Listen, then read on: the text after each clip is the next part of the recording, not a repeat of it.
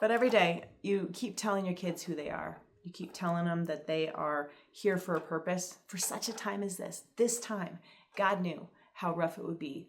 God knew how evil it would be and how wild. He is the one that provides the grace to fulfill the call. I know sometimes we have weeks where it feels like the world is a really rough place. I want to be the mom that my children can trust to talk to them straight. We need to talk. And then maybe be quiet, listen. When you create an environment of wholesomeness, they are going to see the contrast when they go to the world and recognize that they like the wholesomeness better.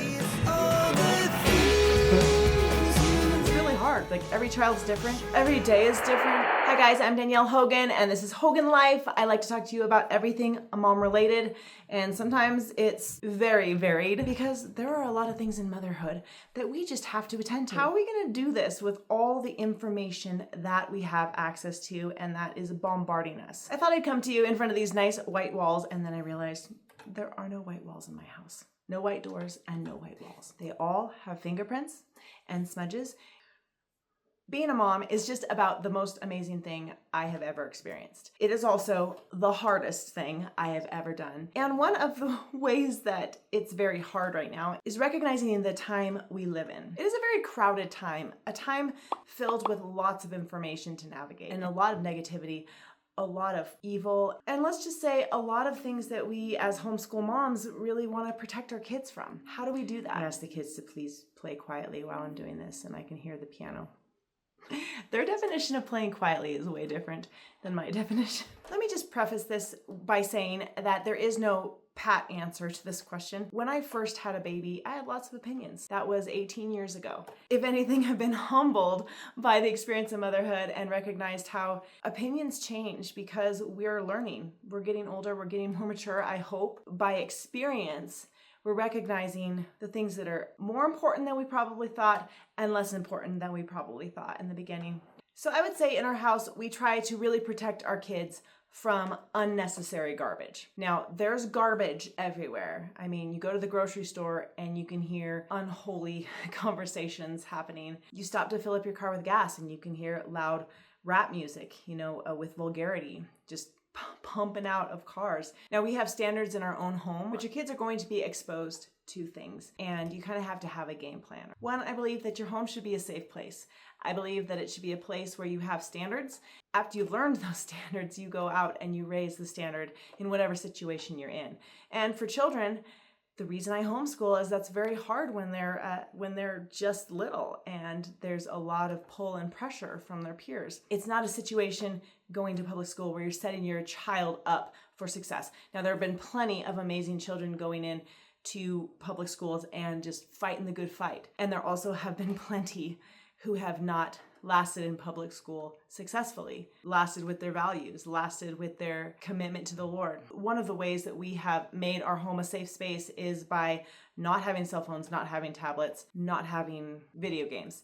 Now, I know that there's plenty of parental controls you can put on all of those. However, I've come to the conclusion that it's not worth it. And this is something that I've really shifted in. My husband and I thought when our children have jobs, we'll get them a cell phone at that time. But we went that route with my daughter. So 14 years old, we got her a cell phone. She had a job. She was a really good girl. So the temptation wasn't going to be to look at things she shouldn't be looking at. The temptation is going to be to waste time, to get distracted from your purpose, from whatever your purpose is for even that moment in whatever she's doing. And looking back, I do not think we should have done that. I don't think that we should have gotten her a cell phone that early. And now I am certainly going to wait until my boys have licenses, and even then, I'm not sure. I'm gonna continue evolving in my opinions, and we have to be okay with being different, and we have to be courageous. I'm teaching them that they need to guard their ear gates, they need to guard their eye gates, they need to watch what comes out of their mouth. I think the bottom line is that you want your kids to talk to you. You talk about the means to an end, and what are the means right now in my life to the end that my kids feel comfortable and free to talk to me about the things they hear in society, things they hear when they're at karate or at soccer practice or at camp. There's a variety of places where you can't control the environment. And so they're going to hear stuff. who are they going to talk to? Are they going to talk to their peers? Do they feel comfortable and confident to talk to their parents? I like to be a safe space where they can come and talk to me about things, and that's not always easy. I think sometimes as a mom, if a child brings something up, you have a reaction like, what? They said what? And to be cool, don't react. Instead, ask questions, let them talk, and don't get upset. Don't be reactionary. I think that's really key for moms. I want my children to come to me. And then as a mom, you really have to have a sensitivity about when you need to have these conversations with your kids. And I'm talking about all the conversations. People in our culture very flagrantly celebrate a value system that we do not teach our children. And there's questions. And you have to be able to at once bring grace into a situation and at once say, that's still sin, that's not right, and they're not going to be as happy in that choice because it's not God's best for them. When your kids have older siblings, they hear things and then they can develop a curiosity. Now, I have a child who doesn't want to ask questions, doesn't really care, and I have a child who is extremely curious about many things. So I've had to have more conversations with the extremely curious child, and that's just the way it is. You have to just keep your finger on the pulse of where your children are at, and I don't see a way to do that if you're sending them away for 8 hours a day. I think it's very difficult. Please know that I'm coming only from my perspective. I'm only sharing my experience, and it's not going to be the same for everybody else. And so I'm not judging other people's decisions in these areas. However, I do think there's a best way. I think I'm trying to find that way because I want to do the best for my children, to give them the best start so that they don't have too much of the burden of knowledge, but the knowledge that they have someone to talk to. They have someone to process with. I'm reminded of this great part in The Hiding Place by Corrie ten Boom. You probably remember it, but it's when the little daughter, Corrie, when she was little, was traveling with her father, who is a watchmaker or a watch repairer. What is it? He repaired watches. She asked a question of a sexual nature, and he thought for a few minutes, and then he said, pick up my briefcase. And she went to pick it up, and she couldn't get it off the ground. She was trying to lift it. She's like, it's too heavy. And he said, yes, some information, some knowledge is too heavy for you right now.